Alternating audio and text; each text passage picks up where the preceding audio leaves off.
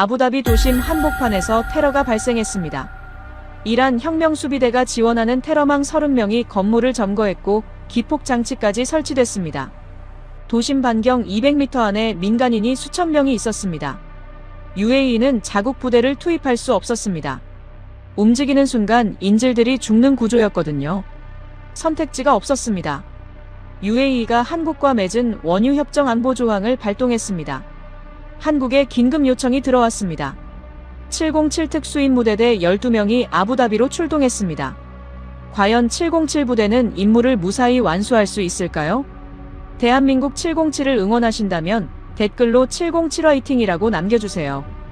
그날의 이야기를 지금 바로 시작합니다. 구독과 좋아요는 제작에 큰 힘이 됩니다. 아부다비가 뒤집어졌습니다. 도심 복합 건물에 테러망이 들어왔고 인질 3명이 잡혔습니다. 기폭 장치가 건물 안에 설치됐다는 보고가 올라왔죠. 저는 마르완 알 만수리입니다. 아랍에미리트 국가안보부 작전국장이고 현직 47세입니다. 20년간 중동 테러 진압과 인질 협상을 담당해왔죠. 그날 새벽 2시 40분이었습니다. 전화가 울렸습니다. 복합 건물 3층에서 4층까지 무장 세력 30명. 헤즈볼라 교범 무장입니다. 수화기를 내려놓기도 전에 두 번째 전화가 왔습니다.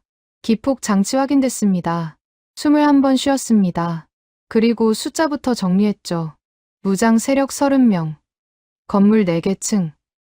인질 3명. 기폭 장치 1개. 아부다비 도심이었거든요. 반경 200m 안에 민간인이 수천 명이었습니다. 기폭 장치가 터지면 건물이 내려앉고 인질 3명은 그 전에 죽습니다. 그래도 흔들리지 않았습니다. 20년이었거든요. 이런 위기를 15번 넘게 풀어왔고 단 한 번도 인질을 잃은 적이 없었습니다. 미국이 있었으니까요. 미국 중부사령부에 전화했습니다. 20년 된 직통 채널이었죠. 이 채널이 끊긴 적은 단 한 번도 없었습니다. 국무부 지시입니다. 이란 핵협상이 진행 중이라서 이란 지원 세력을 직접 타격하면 협상이 파기됩니다. 작전 승인이 불가합니다. 전화가 끊겼습니다. 수화기를 내려놓고 한참 창밖을 바라봤습니다. 아부다비 야경이 그대로였습니다. 20년간 매일 보던 도시였는데 그날 밤은 낯설게 느껴졌습니다. 20년 만에 처음이었거든요. 그 채널이 끊긴 건요. 가슴 한가운데가 묵직하게 눌리는 느낌이 들었습니다. 그때 외교부 공문 한 장이 올라왔습니다. 대한민국이 협정 제7조 안보 조항을 발동합니다. 707 특수임무대대를 즉시 파견합니다. 보고서를 바닥에 던졌습니다. 한국이 왜 여기서 나옵니까? UAE 원유를 사는 나라가 한국만이 아니었거든요. 일본도 샀고 유럽도 샀습니다. 그런데 한국이 가장 먼저 조항을 발동했습니다. 나중에 따져보니 이유가 있었습니다. 한국이 수입하는 원유의 60%가 UAE를 통하거든요. 이 협정이 흔들리면 한국 기름값이 2배가 되거든요. 난방비가 오르고 공장이 멈추는 겁니다. 자국 이익 때문에 온 거였죠. 그 사실이 오히려 더 화가 났습니다. 지휘관 개인 채널로 미국에 다시 전화했습니다. 이번엔 목소리를 낮췄죠. 개인적으로 부탁드리는 겁니다. 우리가 20년을 함께 해왔지 않습니까? 짧은 침묵이 있었습니다. 국무부 결정입니다. 제 선에서는 뒤집을 수 없습니다. 미안합니다. 이를 깨물었습니다. 아직 카드가 남아 있었거든요. 영국이 있었고 자국 특수부대도 있었습니다. 12명 따위에게 기댈 이유가 없었습니다. 그때 무전이 잡혔습니다. 카심 라흐만이었습니다. 이란 혁명수비대 특수작전단 소속 테러망 현지 총책이었죠. 20년간 추적해온 이름이었습니다. 목소리에 여유가 가득했습니다. 아랍에미리트 정부, 잘 듣고 있나? 이란에 묶인 우리 자산 70억 달러를 풀어라. 72시간을 준다. 잠깐 침묵이 흘렀습니다. 안 풀면 매 24시간마다 인질 1명씩 영상을 보내주지. 결정은 너희가 해라. 잡음 사이로 웃음소리가 섞였습니다. 무전을 껐습니다. 모니터로 시선이 갔습니다. 인질 CCTV가 켜져 있었죠. 3명이었습니다. 남성 2, 그리고 1명이 눈에 들어왔습니다. 임신부였습니다. 만삭이었습니다. 8개월은 넘어 보였죠. 차가운 바닥에 웅크려 앉아 있었고 한 손으로는 UAE 국기 문양이 있는 작은 손수건을 꼭 쥐고 있었습니다. 다른 손은 배 위에 가만히 얹혀 있었습니다. 아기를 감싸는 손이었습니다. 흔들리지 않는 손이었죠. 파티마 알 자이디였습니다. 28세, 건물 인근 약국 직원이었습니다. 출근하다가 잡혔거든요. 결혼한 지 4년이 됐는데 3번의 유산 끝에 겨우 얻은 아이였습니다. 남편 하이탐이 건물 바깥 통제선 너머에서 기다리고 있다는 보고도 들어와 있었죠.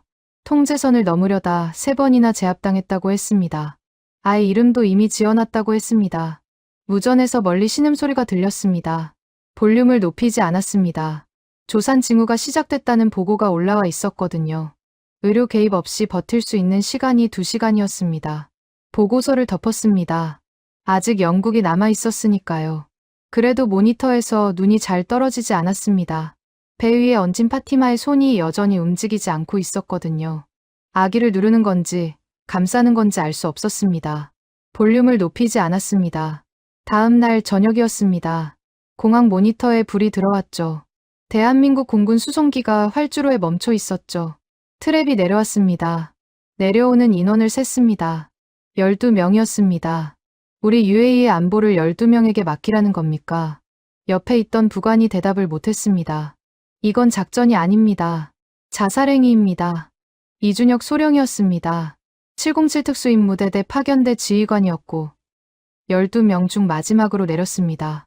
걸음이 느리지도 빠르지도 않았습니다. 표정이 없었죠. 직접 나갔습니다. 이준혁이 악수를 요청하지 않았고 거수 경례를 했습니다. 내가 먼저 등을 돌렸죠. 그때였습니다. 12명 중 가장 앳된 얼굴의 요원이 눈에 들어왔습니다. 나머지 11명은 짐을 내리고 있었는데 그 요원만 수송기 트랩 아래에 혼자 멈춰 있었거든요. 건물 도면을 꺼내 들고 있었습니다. 손가락이 도면의 특정 수치 위에서 멈춰 있었고 아무도 그쪽을 보지 않았습니다. 아무 말도 하지 않았습니다.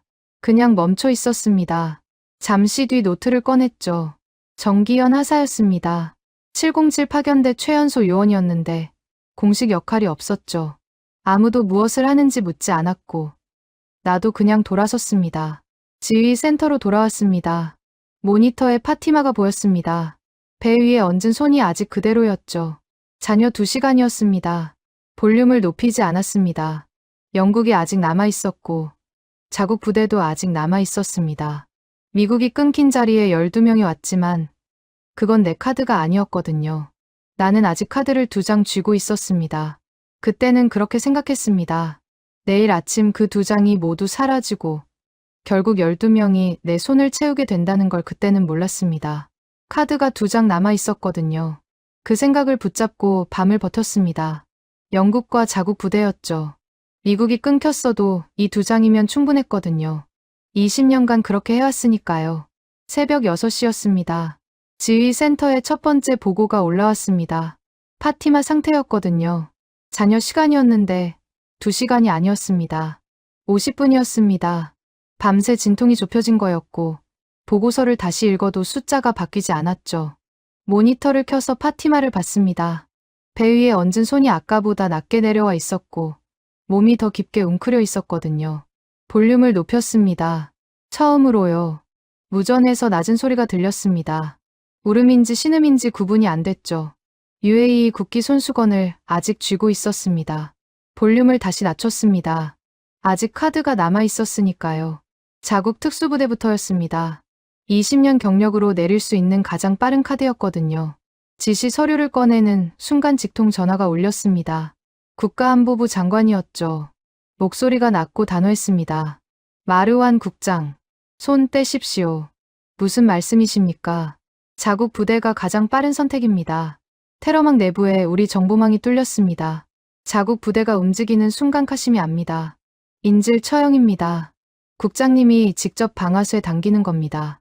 서류를 집어 던지려다 손이 멈췄습니다. 천천히 내려놨습니다. 장관이 맞았고 증거도 이미 올라와 있었거든요. 잠시 뒤 무전이 잡혔습니다. 카심이었습니다. 자국 부대 움직이려 했지. 알고 있다. 잡음 사이로 나직한 웃음소리가 섞였습니다. 무전을 껐습니다. 손이 무전기 위에 그대로 올려진 채 있었죠. 20년 동안 이 무전기를 수백 번 껐는데 이렇게 손이 떨어지지 않은 적은 없었거든요. 경멸이 아니었습니다. 처음 느껴보는 감각이었습니다. 안에 첩자가 있었습니다. 내 지휘 센터 안에요. 지시 서류를 꺼내는 순간 카심이 알았다는 건 20년간 함께 일한 사람들 중에 카심의 눈이 있다는 뜻이었거든요. 누구인지 몰랐습니다. 알 수도 없었죠. 그 사실이 다른 모든 것보다 더 서늘했습니다. 움직일수록 인질이 죽는 구조였고 아무것도 안 해도 파티만은 죽는 구조였거든요. 아직 영국이 있었습니다. 개인 채널로 연결했죠. SAS였거든요. 중동 작전 경험이 전 세계에서 가장 많은 부대였고 이 채널을 쓴 게 3번인데 3번 모두 해결됐습니다. 현재 레바논 현장 작전 투입 중입니다. 재배치 최소 48시간입니다. 전화를 내려놓고 숫자를 계산했습니다. 48시간이었죠. 파티마 자녀 시간은 50분이었거든요. 이 두 숫자는 어떻게 해도 맞출 수 없었습니다. 창밖을 바라봤습니다. 아부다비 야경이 밝게 켜져 있었고 도시는 아무것도 모르고 있었습니다. 손가락 끝이 창유리를 긁었죠. 길고 가는 소리가 났습니다. 20년이었습니다. 미국, 영국, 자국 부대. 이 3개 중 하나라도 막힌 적이 없었는데 하룻밤 사이에 3개가 전부 닫혔거든요. 그리고 카심은 내가 무엇을 시도하는지 실시간으로 알고 있었습니다. 내 지휘 센터가 이미 뚫려 있었죠. 움직이면 죽고 안 움직여도 죽는 구조였거든요. 20년 경력으로 이런 경우는 없었습니다. 그때 이준혁이 들어왔습니다. 노크가 없었습니다. 손에 건물 도면이 들려 있었고 말없이 테이블로 와서 도면을 펼쳤죠. 연필을 꺼내 특정 수치 하나에 동그라미를 치더니 도면을 내 앞으로 천천히 밀었습니다. 이 수치가 맞는지 확인해 주시겠습니까? 봤습니다. 에어컨 덕트 배관 수치였거든요. 3년 전에 자국 부대가 직접 들어가서 검토한 경로였죠. 협소하고 미로 구조라서 진입 불가 판정이 났던 바로 그 경로였습니다. 도면을 테이블 모서리로 밀어냈습니다. 이 경로는 3년 전에 우리 부대가 직접 확인했습니다. 진입 불가 판정입니다. 지금 내게 죽은 경로를 들고 온 겁니까? 이준혁이 아무 말도 하지 않았습니다. 표정이 바뀌지 않았죠. 말없이 도면을 회수하고 돌아섰습니다. 뒤에서 정기현이 보였습니다. 도면을 밀어낼 때도 그쪽을 보지 않고 있었거든요. 노트에 뭔가를 옮겨 적고 있었습니다. 도면 수치였죠. 연필이 종이 위를 천천히 움직였고 아무도 그쪽을 보지 않았습니다. 나도 시선을 돌렸습니다. 밀어낸 도면 위에 동그라미가 그대로 남아 있었습니다. 지워지지 않았거든요. 모니터를 봤습니다. 진통 간격이 7분으로 좁혀져 있었습니다. 파티마의 손이 배 위에서 조금씩 움직이고 있었죠. 잔여 50분이었고 이번엔 볼륨을 낮추지 않았습니다. 카심의 무전이 다시 잡혔습니다. 어디서든 움직이면 파티마부터다. 무전기에 손을 올렸습니다. 꺼야 했는데 꺼지지 않았거든요. 파티마의 신음소리가 무전 너머에서 끊겼다가 다시 들렸습니다. 이번엔 더 짧게 끊겼죠. 볼륨을 낮추지 않았습니다. 그때 정기현이 고개를 들고 이준혁에게 조용히 말했습니다. 소령님, 확인해야 할 게 있습니다. 이준혁이 노트를 봤습니다. 두 사람이 나갔습니다. 무슨 얘기인지 몰랐거든요. 알고 싶지도 않았습니다. 어차피 707에게 들어갈 경로가 없었으니까요. 도면을 밀어냈고 경로는 3년 전에 이미 죽었거든요. 그 경로를 들고 온 12명이 무엇을 할 수 있겠습니까? 모니터에서 파티마의 신음소리가 계속 들렸습니다. 볼륨을 낮추지 않았습니다. 미국이 막혔고 영국이 막혔고 자국 부대가 막혔거든요. 세계에서 가장 많은 테러를 막아온 나라들이 전부 등을 돌렸고 결국 남은 건 12명뿐이었습니다. 12명과 3년 전에 죽었다고 판정된 경우 하나였습니다.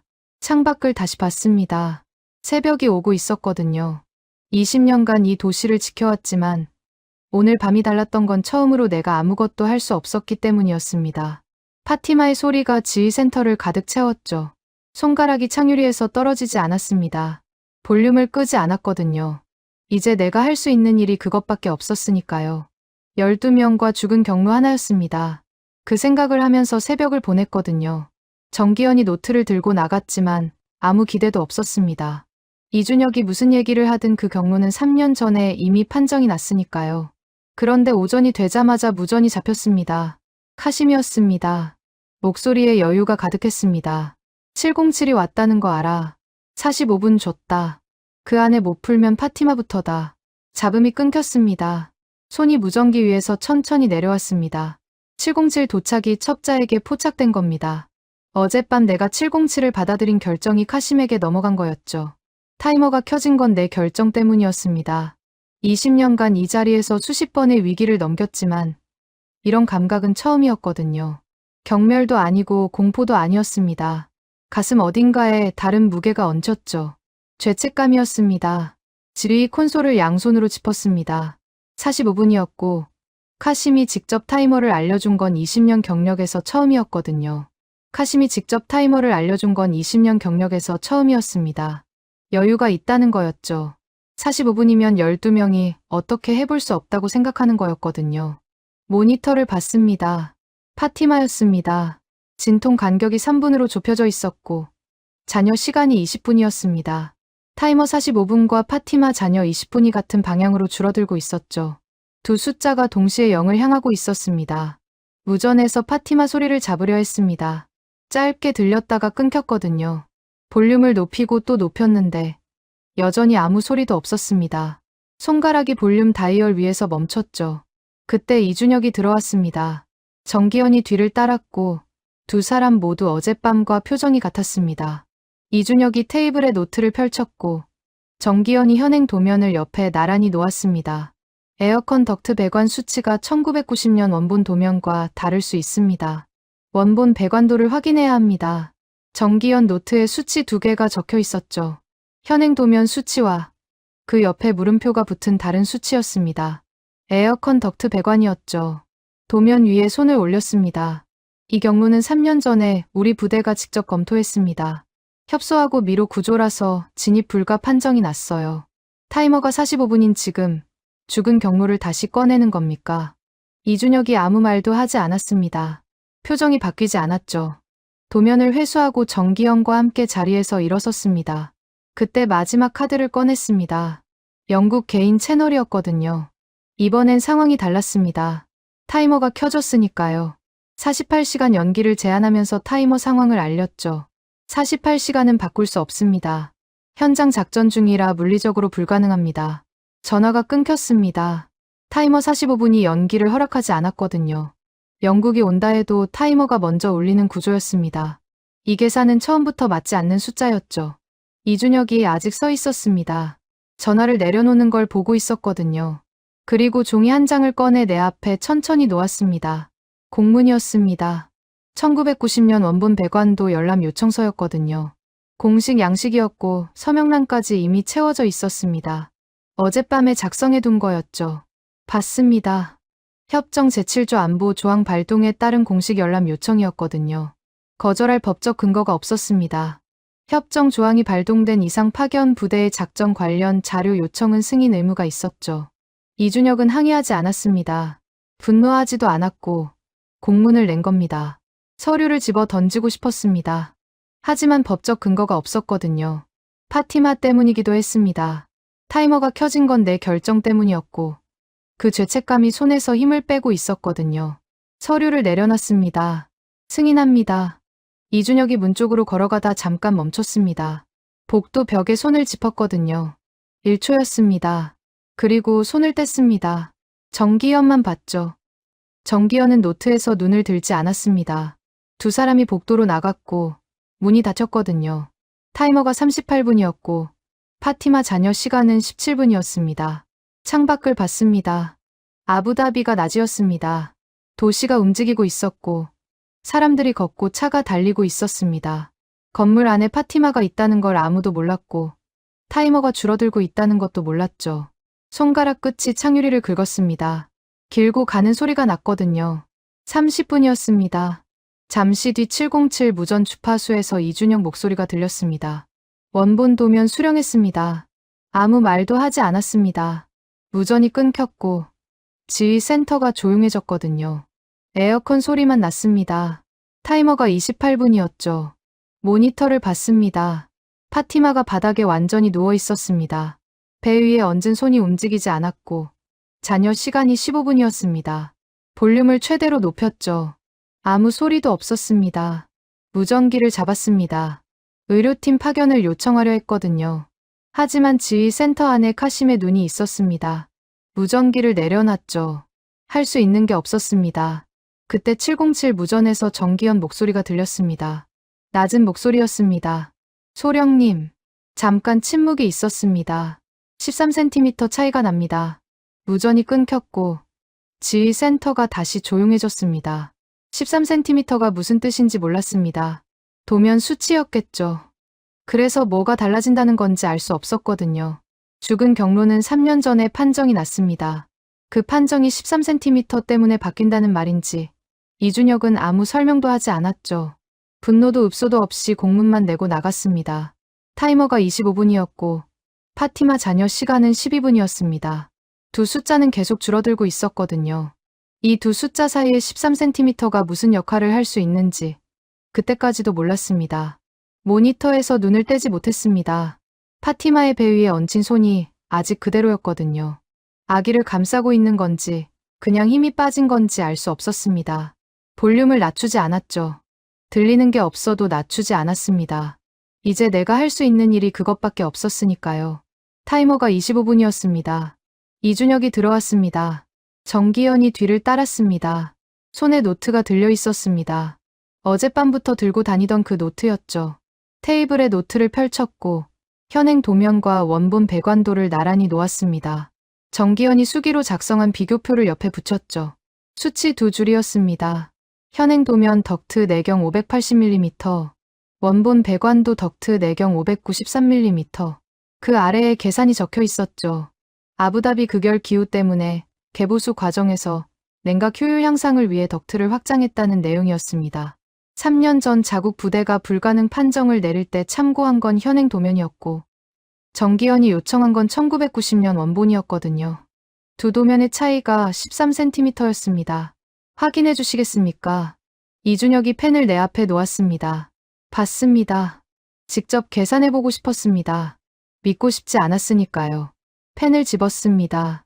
593에서 580을 뺐습니다. 13이 나왔습니다. 종이 위에 수식이 남았습니다. 3년 전 판정 기준이 된 도면과 원본의 수치 차이였죠. 13cm면 사람이 통과할 수 있는 공간이었습니다. 3년 전 불가능 판정은 틀린 도면을 기반으로 한 거였거든요. 손이 멈췄습니다. 펜이 종이 위에 그대로 내려앉아 있었죠. 에어컨 냉풍이 목에 닿았습니다. 반박할 숫자가 없었죠. 숫자는 거짓말을 하지 않으니까요. 당신들이 이걸 알고 있었다는 겁니까? 처음부터요. 이준혁이 대답하지 않았습니다. 정기현을 봤죠. 정기현은 말없이 노트를 접어 주머니에 넣었습니다. 설명도 없었고 해명도 없었습니다. 그냥 노트를 넣었죠. 마지막 카드를 꺼냈습니다. 이것밖에 없었습니다. 이 작전이 실패하면 대한민국은 중동에서 끝납니다. 원유 협정만이 아닙니다. 20년 관계가 끝나는 겁니다. 각오가 됐습니까? 이준혁이 무전기 주파수를 맞췄습니다. 딸깍 소리가 났죠. 그리고 돌아섰습니다. 실패할 계획은 없습니다. 문을 나갔습니다. 이준혁이 문을 나서는 순간이었습니다. 손이 콘솔 위로 올라갔거든요. 무슨 말을 해야 할지 몰랐고 해야 할 말이 있는지도 몰랐죠. 그냥 손이 올라갔습니다. 타이머가 22분이었고 파티마 자녀 시간도 22분이었습니다. 두 숫자가 처음으로 일치했습니다. 20년간 이 자리에서 이런 상황은 없었습니다. 미국이 있었고 영국이 있었고 자국 부대가 있었으니까요. 오늘 밤 3개가 전부 막혔고 결국 12명이 들어갔습니다. 숫자로는 말이 안 되는 상황이었죠. 30대 10이었습니다. 지휘센터 시계를 봤습니다. 0분 0초였죠. 그때부터 시계에서 눈을 뗄 수 없었습니다. 0분 47초, 사팀이 4개 방향 덕트에 동시 진입했다는 보고가 들어왔습니다. 카심의 부대 30명이 한 방향을 집중해서 막으면 나머지 3방향이 뚫리는 구조였거든요. 모든 방향을 막으려면 30명을 4군데 나눠야 했는데 팀 하나를 막는데 최소 7명이 필요했습니다. 그러면 나머지 3방향에는 2명씩밖에 남지 않았죠. 정기현의 13cm가 만든 구조였습니다. 2분 13초, 1팀 보고가 왔습니다. 덕트 안이 좁아서 어깨를 붙이고 한 줄로 들어가야 했거든요. 앞사람이 쓰러지면 뒷사람도 끝인 구조였지만 그래도 들어갔습니다. 3분 55초, 2팀 교전 보고였습니다. 적 2명과 접촉했는데 나머지는 다른 방향을 막느라 분산된 거였거든요. 짧게 교전이 있었고 이 팀 전원 이상 없었습니다. 콘솔 위에 올려놓은 손이 떨리고 있었습니다. 알아채지 못했습니다. 시계를 보고 있었으니까요. 6분이 남았고 파티마 자녀 시간도 6분 안쪽이었습니다. 두 숫자가 같은 속도로 줄어들고 있었죠. 4분 30초, 파티마가 있는 3층 방향 보고였습니다. 3팀이 덕트 출구 앞에 도달했다는 거였거든요. 무전에서 정기현 목소리가 들렸습니다. 배선 확인 중입니다. 기폭 배선이었죠. 덕트를 통과하면서 미리 찾아놓은 거였습니다. 잠시 뒤에 보고가 하나 더 들어왔습니다. 정기현이 어깨를 짚고 있다고 했습니다. 덕트 내벽에 충돌해서 부상을 입은 거였죠. 그래도 멈추지 않았거든요. 아무도 멈추라고 하지 않았고 정기현도 멈추겠다고 하지 않았습니다. 5분 08초 기폭 배선 차단 완료 보고가 들어왔거든요. 정기현이었습니다. 손에서 피가 났다고 했지만 계속 전진했습니다. 콘솔에서 손이 떨어지지 않았거든요. 6분 40초였습니다. 카심의 무전이 잡혔죠. 기폭 장치 작동. 눈을 감았습니다. 폭발음이 없었거든요. 아무 소리도 없었습니다. 정기현이 배선을 끊어놓은 거였죠. 카심이 다시 말했습니다. 기폭 장치 작동. 또 없었습니다. 무전이 조용해졌습니다. 카심의 목소리도 끊겼습니다. 7분 19초. 4팀 전원이 목표 지점에 도달했다는 보고가 들어왔습니다. 건물 4개 층에 동시에 도착한 거였거든요. 30명이 한 방향에 몰릴 수 없었고 어느 층도 막지 못했습니다. 8분 03초였습니다. 이준혁 무전이 터졌습니다. 카심 라흐마니 확인. 잠깐 침묵이 있었습니다. 무전에서 소리가 들렸습니다. 쿵 하는 소리였습니다. 무릎이 콘크리트 바닥에 닿는 소리였죠.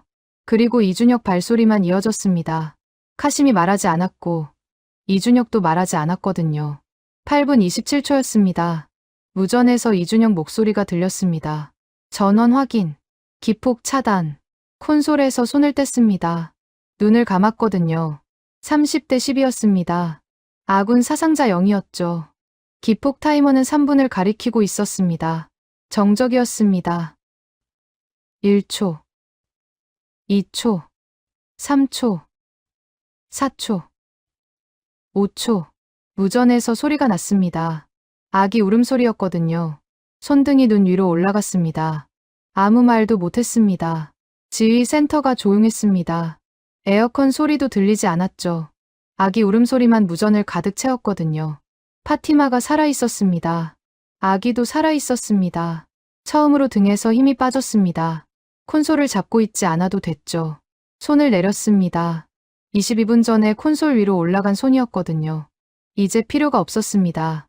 잠시 뒤 707 무전에서 짧은 보고가 들어왔습니다. 파티마 알 자이디. 아들입니다. 그 한마디였습니다.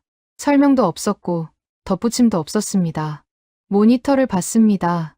파티마가 움직이고 있었죠. 아기를 안고 있었습니다.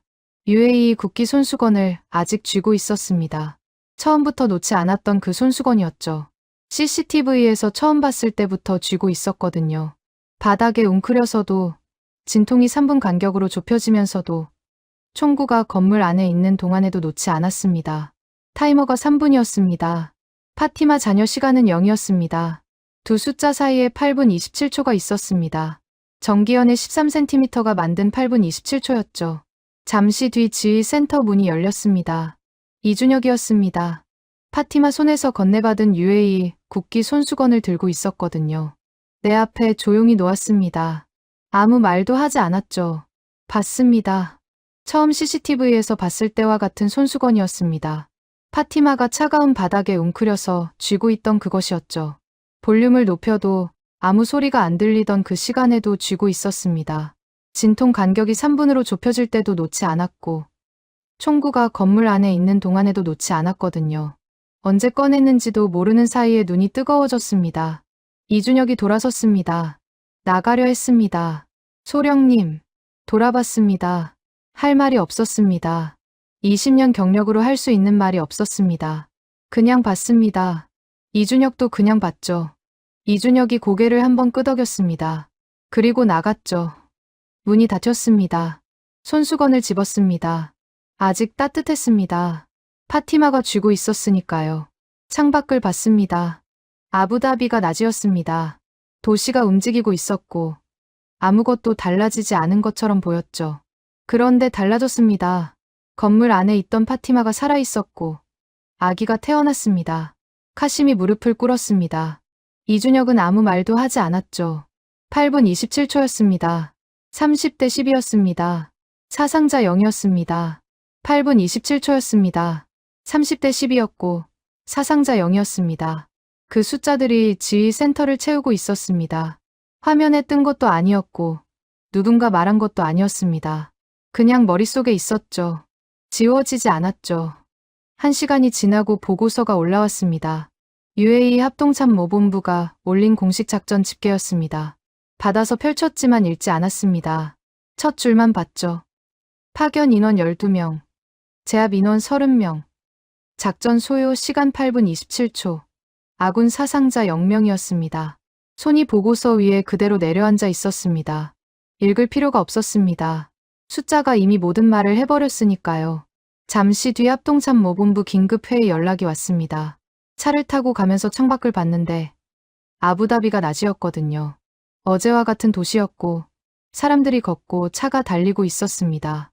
어젯밤에 무슨 일이 있었는지 아무도 몰랐죠. 건물 한 채가 세상과 전혀 다른 시간을 보냈다는 거요. 회의실에 들어갔습니다. 각 부서 수장들이 자리에 앉아 있었는데 들어가는 사람마다 아무 말도 하지 않았습니다. 화면 하나가 켜져 있었습니다. 12점, 30점, 8분 27초, 0점. 그것뿐이었습니다. 숫자 4개였죠. 합동참모본부 회의실이 조용했습니다. 숫자가 이미 모든 말을 해버렸기 때문이었죠. 국방부 장관이 입을 열려다 멈췄고 정보부 수장이 서류를 들었다가 내려놨습니다. 아무도 말하지 않았습니다. 말할 게 없었죠. 숫자가 다 했으니까요. 회의는 12분 만에 끝났습니다. 결론이 필요하지 않았습니다. 더 말할 것이 없었죠. 의제가 있었지만 꺼내지 않았습니다. 숫자 앞에서 할 수 있는 말이 없었거든요. 지휘 센터로 돌아왔습니다. 모니터를 켰죠. 병원 영상이 들어와 있었습니다. 파티마였습니다. 침대에 누워서 아기를 안고 있었죠. 차가운 바닥에 웅크려서 손수건을 쥐고 있던 파티마가 아니었거든요. 볼륨을 최대로 높여도 아무 소리가 안 들리던 그 파티마도 아니었습니다. 지금 파티마는 아기를 안고 있었습니다. 눈을 뜨고 있었죠. 살아 있었습니다. 어젯밤 총구가 건물 안에 있는 동안에도 놓지 않던 손수건은 침대 옆에 놓여 있었습니다. 파티마가 웃고 있었거든요. 간호사가 아기 이름을 물었습니다. 파티마가 대답했죠. 준 알 자이디. 아랍어가 아니었습니다. 한국 이름이었죠. 잠깐 멍하게 모니터를 봤습니다. 준이라는 이름이 귀에 맴돌았죠. 파티마를 처음 봤을 때 통계 속 숫자라고 생각했습니다. 인질 3명 중 1명이었죠. 볼륨을 높이지 않았습니다. 그 사람이 아기에게 한국 이름을 지어줬습니다. 보고서를 손으로 덮었습니다. 천천히 내려앉는 손이었죠. 말이 없었습니다. 말이 나오지 않았죠. 책상으로 돌아와서 내부 보고서 양식을 꺼냈습니다. 20년간 수백 장을 써왔던 양식이었거든요. 작전 결과 정리서였습니다. 펜을 집었죠. 첫 줄을 썼습니다.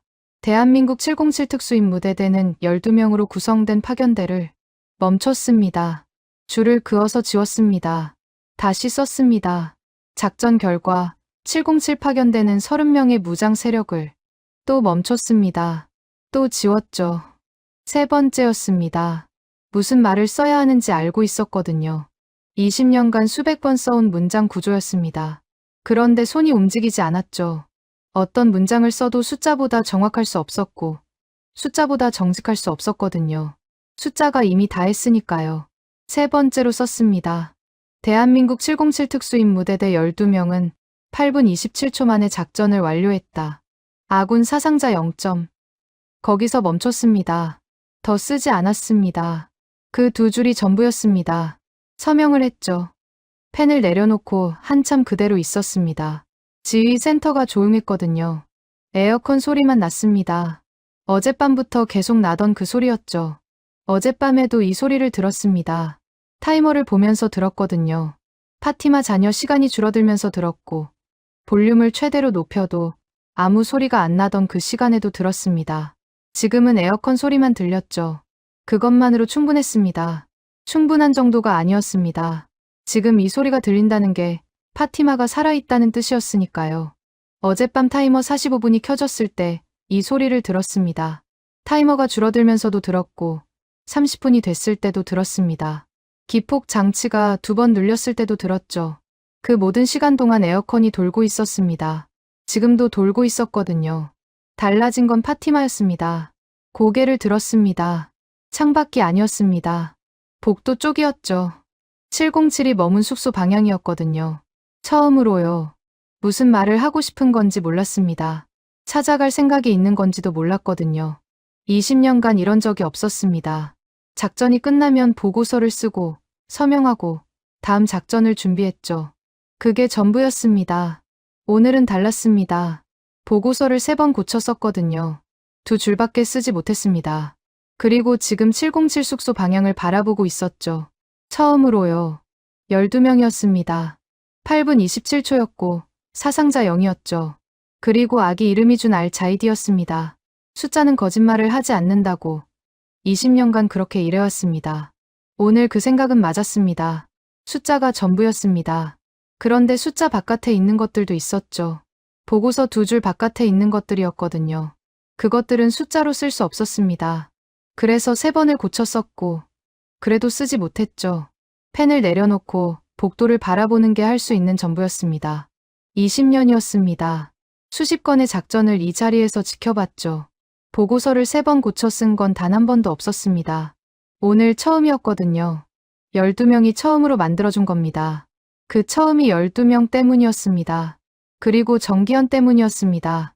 어깨에 부상을 입으면서도 아무 말 없이 노트를 주머니에 넣던 그 요원 때문이었습니다. 이준혁이 실패할 계획은 없습니다 라고 말하고 나간 뒤로 지금까지 그 목소리가 지워지지 않았거든요. 기자회견은 오후 4시였습니다. UAE 국가안보부 공식 회견이었고 홍보팀이 전날 밤에 발언문을 작성해뒀죠. 작전 성공, 파견대 협력, 양국 공조라는 익숙한 단어들이었습니다. 20년간 이런 문장을 수십 번 읽었습니다. 연단에 서기 전에 발언문을 한 번 더 봤습니다. 읽지 않았습니다. 접어서 재킷 안주머니에 넣었죠. 회견장에 들어섰습니다. 카메라가 22개였고 플래시가 한꺼번에 터졌습니다. AP, 로이터, 알자지라가 앞줄에 앉아 있었거든요. 마이크가 연단 위에 12개 꽂혀 있었습니다. 22개의 카메라가 마루한 알 만수리 한 사람을 향하고 있었죠. 발언을 시작했습니다. UAE 국가안보부는 어제 아부다비 도심 인질 사건 해결을 공식 발표합니다. 준비된 문장이었습니다. 다음 문장도 준비돼 있었습니다. 꺼내지 않았습니다. 앞줄에서 AP통신 기자가 손을 들었습니다. 마루한 국장님, 707 파견대 파견 결정은 처음부터 동의하셨습니까? 회견장이 조용해졌습니다. 22개의 플래시가 동시에 멈췄습니다. 마이크 잡음이 들렸습니다. 마루한 알 만수리는 20년간 공개적으로 틀린 적이 없었습니다. 기자회견에서 아군 오판을 인정한 적이 없었고 초기 판단이 잘못됐다고 말한 적도 없었거든요. 한 번도요. 20년간 이 자리의 규칙이었거든요. 발언문이 있었고 그 발언문을 보지 않았습니다. 마이크 잡음 소리가 났습니다. 회견장 뒤쪽에서 카메라 셔터가 연속으로 터지고 있었죠. 기자들이 대답을 기다리고 있었습니다. 30초는 안 됐을 겁니다. 그런데 20년이 거기 있었죠. 20년간 한 번도 공개적으로 틀린 적이 없었던 20년이었거든요. 나는 반대했습니다. 회견장이 완전히 조용해졌습니다.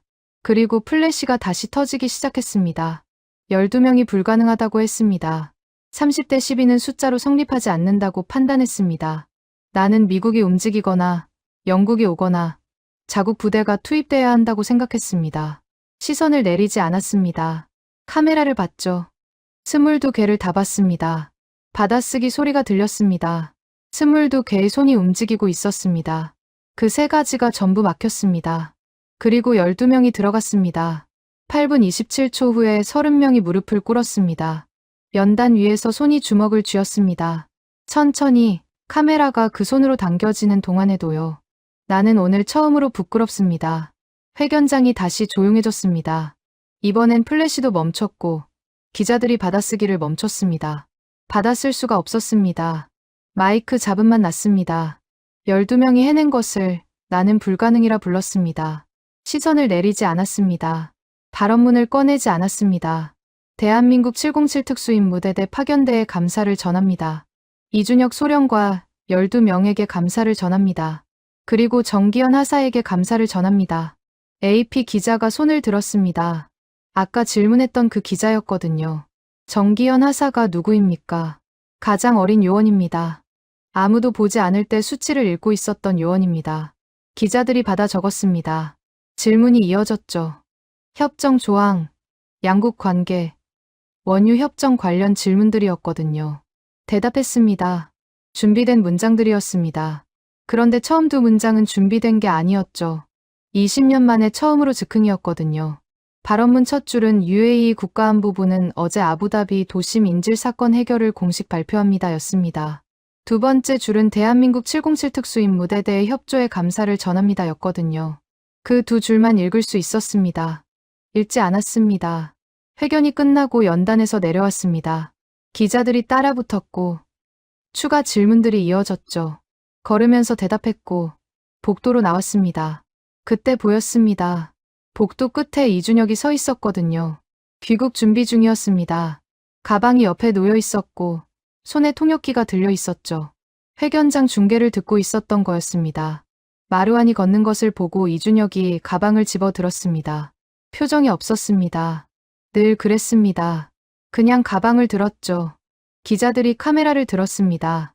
이준혁과 마루안이 복도에서 마주선 장면이었습니다. 두 사람 모두 아무 말도 하지 않았습니다. 말이 필요 없었거든요. 마루안이 회견장에서 이미 했으니까요.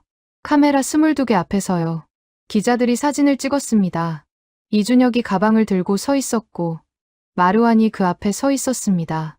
아무도 말하지 않았습니다. 아무도 움직이지 않았죠. 마루안이 먼저 걷기 시작했습니다. 기자들 사이를 지나쳐서 지휘센터 방향으로 걸었거든요. 이준혁도 걸었습니다. 공항 방향이었죠. 두 사람이 반대 방향으로 걸었고 복도가 조용해졌습니다. 카메라 셔터 소리만 났거든요. 7m쯤 됐을 겁니다. 두 사람이 복도에서 마주선 거리가요. 말이 없었습니다. 무슨 말을 해야 하는지 몰랐고 준비된 문장도 없었습니다. 회견장에서도 그랬죠. 그래서 그냥 봤고 이준혁도 그냥 봤습니다. 마루안 알 만수리는 20년간 공개 회견에서 아군 판단이 틀렸다고 말한 적이 없었습니다. 오늘 처음이었죠. 준비된 문장이 아니었거든요. 그리고 그 말을 하는 동안 한 번도 시선을 내리지 않았습니다. 카메라 스물도 걔가 찍고 있는 동안에도요. 지휘센터 방향으로 걸으면서 생각했습니다. 어제 보고서에 두 줄밖에 쓰지 못했거든요. 오늘 마이크 앞에서 말했습니다. 둘 다 처음이었죠. 둘 다 12명 때문이었습니다. 준비된 문장이 아닌 말을 공개적으로 한 것도 보고서를 3번 고쳐 쓴 것도 처음이었거든요. 20년 경력에서 이틀 사이에 두 가지가 처음이었습니다. 복도가 길었습니다. 걸으면서 뒤를 보지 않았거든요. 이준혁이 반대 방향으로 걷고 있다는 걸 알고 있었습니다. 알고 있었으니까요. 그래도 뒤를 보지 않았습니다. 볼 필요가 없었거든요. 지휘센터로 돌아왔습니다. 아무도 없었습니다. 기자들은 이곳까지 따라오지 않았습니다. 출입 제한 구역이었으니까요. 조명을 절반만 켜고 의자에 앉았습니다. 모니터를 켰습니다. 작전 영상 폴더가 열려 있었습니다. 어젯밤 타이머를 보면서 이 모니터를 봤습니다. 파티마 자녀 시간이 줄어들면서도 봤고 볼륨을 최대로 높여도 아무 소리가 안 나던 그 시간에도 봤죠. 오늘은 달랐습니다. 재생 버튼을 눌렀습니다. 8분 27초짜리 영상이었습니다. 0분 0초, 덕트 입구 4개가 동시에 열렸습니다. 어둠 속이었거든요. 손전등 불빛이 내 방향에서 동시에 켜졌고 10cm 앞만 보이는 불빛이었습니다. 그 불빛을 따라 12명이 들어갔습니다. 0분 47초, 열화상 카메라였습니다. 덕트 안에서 12개의 열상 윤곽이 움직이고 있었죠. 한 줄씩이었습니다. 앞사람이 쓰러지면 뒷사람도 끝인 구조였지만 그래도 들어갔죠. 멈추지 않았습니다. 2분 13초, 1팀이었습니다. 덕트 안 좁은 공간에서 교전이 7초 있었습니다. 짧았습니다. 1팀 전원 이상 없었고 계속 움직였죠. 4분 30초, 3팀 카메라에서 정기현이 보였습니다. 덕트 내벽에 어깨가 충돌했거든요. 순간이었습니다. 정기현이 어깨를 짚고도 멈추지 않았습니다. 멈추겠다는 말이 없었고 아무도 물어보지 않았죠. 재생을 멈추려고 했습니다. 멈추지 않았습니다. 5분 08초 정기현 손에서 피가 나고 있었습니다. 배선을 차단하면서 철사에 긁혔거든요. 왼손이었습니다. 오른손으로 배선 차단을 완료했고 왼손은 아직 피가 났죠. 보고가 들어왔습니다. 배선 차단 완료라고만 했습니다. 상태 보고는 없었습니다. 6분 40초 카심의 무전이 잡혔습니다. 기폭 장치 작동이라고 했거든요. 2번 눌렀고 아무 소리도 없었죠. 카심이 처음으로 말을 멈췄습니다. 그 침묵을 정기현이 만든 거였거든요. 5분 8초에 피를 흘리면서 자른 배선 때문이었습니다. 8분 03초 이준혁 무전이 터졌습니다. 카심 라흐마니 확인. 그리고 쿵 소리가 났습니다. 무릎이 콘크리트에 닿는 소리였거든요. 이준혁이 아무 말도 하지 않았고 발소리만 이어졌습니다. 8분 27초였습니다. 모니터 앞에 혼자 앉아 있었거든요. 에어컨 소리만 났습니다. 화면을 끄지 않았습니다. 8분 27초짜리 영상이 처음부터 다시 재생됐습니다. 0분 0초였습니다. 덕트 입구 4개가 다시 열렸죠. 다시 봤습니다. 어젯밤 이 모니터를 봤을 때와 달랐습니다. 어젯밤엔 파티마를 봤거든요. 오늘은 12명을 봤습니다. 그 차이였거든요. 이번엔 다른 게 보였거든요. 0분 47초 열상 윤곽 12개 중 하나가 잠깐 멈췄다가 다시 움직였습니다. 0.5초였거든요. 첫 번째 재생 때는 몰랐습니다. 두 번째 재생 때 보였습니다. 4분 30초 정기현이 어깨를 짚는 장면이었습니다. 이번엔 그 다음이 보였거든요. 정기현이 어깨를 짚은 채로 덕트를 계속 이동했습니다. 왼손만 짚고 오른손으로 노트를 펼쳤거든요. 이동하면서 수치를 확인하고 있었습니다. 아무도 없는 좁은 덕트 안에서 혼자 수치를 맞추고 있었거든요. 멈추지 않았습니다. 아무도 보지 않았죠. 아무도 보지 않아도 수치를 확인했습니다. 그게 준비였거든요. 작전이 끝난 뒤 정기현이 치료를 받는 장면이 있었습니다. 의무 요원이 왼쪽 어깨와 손을 처치하고 있었거든요. 치료받으면서 정기현이 오른손으로 도면 노트를 천천히 접었습니다. 701동의 에어컨 덕트 수치가 가득 적힌 노트였거든요. 주머니에 넣었죠. 그리고 아무 말도 하지 않았거든요. 의무 요원이 뭔가를 물었습니다. 정기현이 고개를 끄덕이면서 주머니를 한번 짚었죠. 노트가 들어있는 쪽이었습니다. 그것뿐이었습니다. 마루한 알 만수리가 처음으로 시선을 돌렸습니다. 20년간 이 자리에서 수십 번의 작전 영상을 봤습니다. 한 번도 시선을 돌린 적이 없었거든요. 오늘 처음이었습니다. 그리고 이유를 설명할 수 없었죠. 정기현이 노트를 주머니에 넣는 걸 보면서였거든요. 설명하지 않았습니다. 정기현도 마루한도요. 잠깐이었습니다.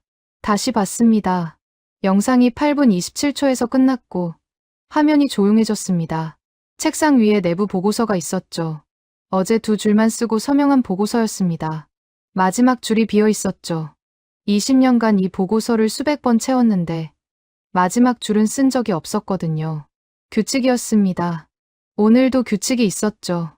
그런데 펜을 집었습니다. 마지막 줄을 썼습니다. 대한민국 707은 불가능을 풀어내는 방법을 알고 있다. 그것은 기술이 아니라 준비였다. 고쳐 쓰지 않았습니다. 한 번에 썼죠. 20년간 보고서에 한 번도 쓰지 않은 문장이었습니다. 사견이었거든요. 공식 보고서에는 사견을 쓰지 않는다는 규칙이 있었습니다. 오늘 그 규칙을 어겼습니다. 어기면서 망설이지 않았죠. 정기현이 어깨를 짚으면서도 수치를 확인하는 걸 봤으니까요. 사견이었습니다. 공식 보고서에 사견을 쓴 건 처음이었죠. 20년 만에 처음이었거든요. 펜을 내려놓고 모니터를 봤습니다. 8분 27초짜리 영상이 세 번째로 재생을 시작했거든요. 0분 0초였습니다. 덕트 입구 4개가 다시 열렸죠.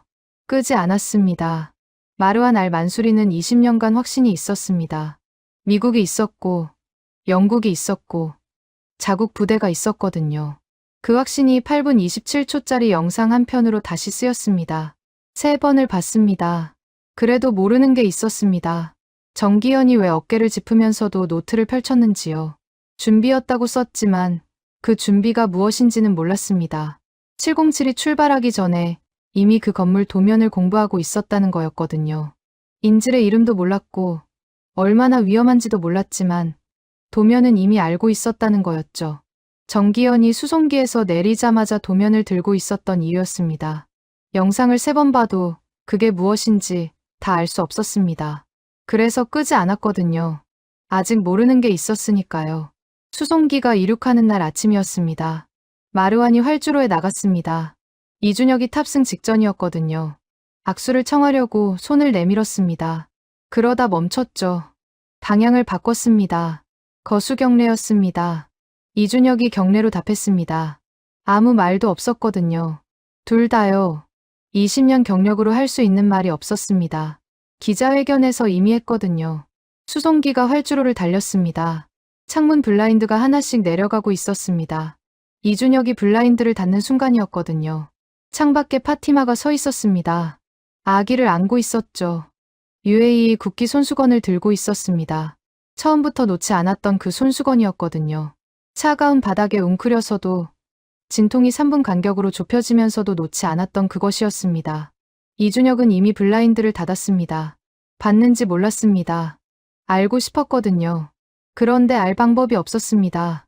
수송기가 떴습니다. 마르완이 지휘 센터로 돌아왔습니다. 책상 위에 낡은 건축 도면 노트가 놓여 있었거든요. 정기현의 노트였습니다. 언제 거기 있었는지 몰랐습니다. 설명이 없었죠. 있었습니다. 그것뿐이었습니다. 마르완이 노트를 집었습니다. 펼치지 않았습니다.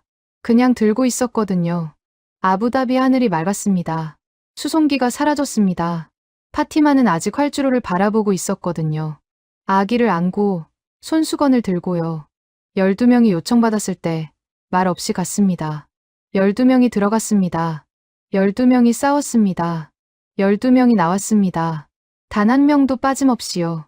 8분 27초 동안 아무도 분노하지 않았습니다. 그리고 30명이 무릎을 꿇었습니다. 대한민국은 요청받았을 때 말 없이 갔습니다. 지금까지 공감 코리아였습니다. 이야기가 재미있으셨다면 주변 분들에게도 공유해주세요. 대한민국 최고라고 댓글을 남겨서 주세요. 구독, 좋아요로 대한민국의 밝은 미래를 응원해주세요. 다음 이야기로 또 찾아뵙겠습니다. 감사합니다.